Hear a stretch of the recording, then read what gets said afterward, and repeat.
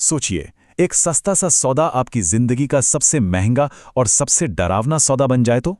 आज की कहानी ग्रेटर नोएडा के एक ऐसे ही मनहूस अपार्टमेंट की है।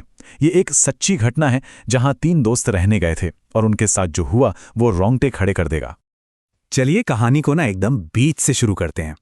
जरा कल्पना कीजिए, आप अपने दोस्तों के साथ एक कमरे में बंद हैं, दरवाजा बाहर से किसी ने लॉक कर दिया है और बाहर रसोई से कुछ जलने की गंध आ रही है जो हर पल तेज होती जा रही है।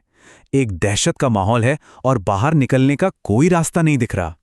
तो हुआ यूं कि अर्चित की जो गर्लफ्रेंड थी सिम्मी, वो सबके लिए आलू की सब्जी बना रही थी। अब उसने सब्जी को कढ़ाई में डालकर गैस की आंच एकदम धीमी कर दी और बाकी दोस्तों से बात करने के लिए अर्चित के कमरे में चली गई। कुछ ही देर बीती होगी कि जलने की बदबू इतनी तेज हो गई, मतलब बहुत तेज, कि अर्चित का एक दोस्त भागा दरवाजा खोलने के लिए, पर दरवाजा टस से मस नहीं हुआ। लगा जैसे किसी ने बाहर से जानबूझकर लॉक कर दिया हो, उन्हें अंदर फंसा दिया हो। दरवाजे के नीचे से गाढ़ा धुआं अंदर आने लगा और सबकी सांसें अटक गईं। तभी दूसरे कमरे में मौजूद उनके दोस्त आलोक ने आकर दरवाजा खोला और जब वो लोग भागकर किचन में पहुंचे तो जो देखा वो और भी ज्यादा अजीब था। गैस की आंच फुल पर थी, मतलब एकदम तेज। कढ़ाई से सब्जी जलकर गायब हो चुकी थी और पास में रखा एक कपड़ा वो धू धू कर जल रहा था। ये कैसे हो सकता था? सिम्मी ने तो गैस बिल्कुल धीमी आंच पर छोड़ी थी। तो सवाल यह है कि आखिर ये 3 दोस्त इस डरावने घर में पहुंचे कैसे? चलिए अब कहानी की शुरुआत में चलते हैं।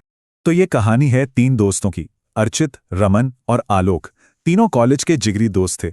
अर्चित और रमन एक आईटी कंपनी में काम करते थे और आलोक वो नोएडा में एमबीए कर रहा था। काफी ढूंढने के बाद उन्हें ग्रेटर नोएडा की एक सोसाइटी में 13वीं मंजिल पर एक फुली फर्निश्ड फ्लैट मिला और किराया सिर्फ 11,000 रुपए। मतलब एक ऐसा सौदा जिस पर यकीन करना ही मुश्किल था। मतलब सोचिए, फ्लैट में टीवी, फ्रिज, स्पीकर से लेकर हर कमरे में प्रॉपर बिस्तर और बेडशीट तक सब कुछ पहले से ही था। उन्हें लगा कि भाई जैकपॉट लग गया, शायद इलाका नया बन रहा है इसीलिए इतना सस्ता है।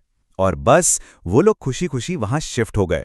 शुरुआत के 2.5 महीने सब कुछ एकदम बढ़िया था, एक परफेक्ट बैचलर लाइफ। लेकिन फिर धीरे धीरे सब कुछ बदलना शुरू हो गया। सब कुछ बदला एक रात, अचानक। और फिर आ गया लॉकडाउन, जिसने उन्हें उसी घर में कैद कर दिया जहां एक अजीब सी भारी सी मौजूदगी का एहसास होने लगा था। एक रात पार्टी चल रही थी और बीच में शराब खत्म हो गई तो अर्चित और आलोक निकले शराब लेने। लौटते वक्त अचानक अर्चित को सड़क के ठीक बीच में एक औरत खड़ी दिखी। अब उसे बचाने के चक्कर में उसने जैसे ही बाइक घुमाई, बैलेंस बिगड़ा और वो लोग सीधा एक पेड़ से जा टकराए। इस हादसे में अर्चित का कॉलर बोन टूट गया और आलोक के पैर में भी फ्रैक्चर आ गया। हॉस्पिटल से लौटकर जब अर्चित ने सबको उस औरत के बारे में बताया ना, तो किसी ने उसकी बात पर यकीन नहीं किया। सबको लगा कि वो नशे में था, इसलिए कुछ भी देख लिया होगा। अर्चित चीखता रहा, अरे मैंने उसे देखा था, मैं नशे में नहीं था। लेकिन उसकी बात मजाक बनकर रह गई। और फिर लग गया कोविड का लॉकडाउन। अब वो लोग 24 घंटे उसी फ्लैट में बंद थे। कुछ ही हफ्ते बीते होंगे कि तीनों को घर के अंदर एक अजीब सा भारीपन महसूस होने लगा। मतलब ऐसा लगता था जैसे कोई चौथा इंसान भी उनके साथ रह रहा है, जो उनकी हर बात सुन रहा है, उनकी हर हरकत पर नजर रखे हुए है। किसी के होने का ये जो हल्का हल्का एहसास था ना, वो बहुत जल्द ही साफ और भयानक घटनाओं में बदलने लगा। ऐसी घटनाएं जिन्हें अब नजरअंदाज करना नामुमकिन था। जैसे एक रात हॉल में रखा वो भारी सा कैरम बोर्ड जोर से अपने आप पलट गया। फिर एक रात हॉल से किसी के नंगे पैर तेजी से दौड़ने की आवाजें आने लगी। एक दिन तो दोपहर में हॉल का टीवी अचानक से फुल वॉल्यूम पर चालू हो गया। अब तक डर इतना बढ़ चुका था कि तीनों ने फैसला कर लिया था कि वो एक ही कमरे में सोएंगे। लेकिन डर का सबसे भयानक चेहरा तो उनके एक दोस्त रमन को अकेले देखना पड़ा। एक ऐसी घटना जिसका कोई जवाब ही नहीं था। आखिर 13वीं मंजिल की बालकनी का दरवाजा भला कौन खटखटा सकता है? एक रात रमन अपने कमरे में था कि अचानक उसे अपनी बालकनी के दरवाजे पर किसी के खटखटाने की आवाज सुनाई दी। वो बुरी तरह डर गया क्योंकि ये बिल्डिंग का टॉप फ्लोर था, कोई वहां हो ही नहीं सकता था। जब उसने डर के मारे भागकर अपने दोस्तों के पास जाने की कोशिश की तो उसे लगा जैसे कोई अदृश्य दीवार, कोई ताकत उसे रोक रही है। और फिर किसी ने उसे जोर से पीछे खींचा और वापस बिस्तर पर पटक दिया। वो बेचारा पूरी रात कंबल ओढ़कर डरा सहमा पड़ा रहा। उस आग वाली घटना और रमन पर हुए हमले के बाद फ्लैट की जो नेगेटिव एनर्जी थी वो और भी ज्यादा बढ़ गई। दोस्तों में अब बेवजह झगड़े होने लगे थे और पूरे घर में एक मनहूसियत का माहौल छा गया था। और इसी बीच एक शाम अर्चित ने एक ऐसा सपना देखा जो इतना असली था, इतना ज्यादा असली कि वो सपना कम और किसी की याद ज्यादा लग रहा था। ये सपना उस अपार्टमेंट के काले अतीत का आखिरी और सबसे डरावना सुराग था। सपने में अर्चित ने देखा कि उसका अपनी गर्लफ्रेंड से एक भयानक झगड़ा हो रहा है और गुस्से में उसने एक बड़े से पत्थर से उसका चेहरा कुचल दिया और फिर खुद पंखे से लटक गया। जब उसकी नींद खुली वो पसीने से भीगा हुआ था। उसे ये सिर्फ एक बुरा सपना नहीं बल्कि ऐसा महसूस हुआ जैसे ये सब सच में उसके साथ हुआ हो, जैसे ये उसकी अपनी याद हो।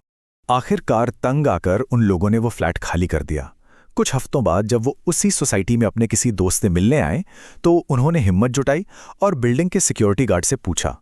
थोड़ा दबाव डालने पर गार्ड ने जो बताया वो सुनकर उनके पैरों तले जमीन खिसक गई। उसने बताया कि उस फ्लैट में पहले एक पति पत्नी रहते थे। दोनों को एक दूसरे पर अफेयर का शक था।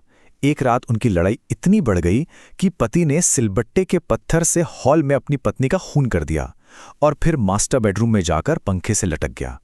और सबसे ज्यादा खौफनाक बात जानते हैं क्या थी?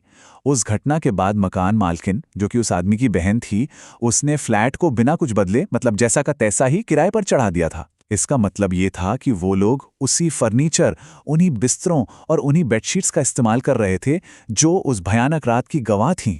जब अर्चित ने ये सब सुना तो वो सन्न रह गया। गार्ड की कहानी हूबहू वैसी ही थी जैसा उसने अपने सपने में देखा था।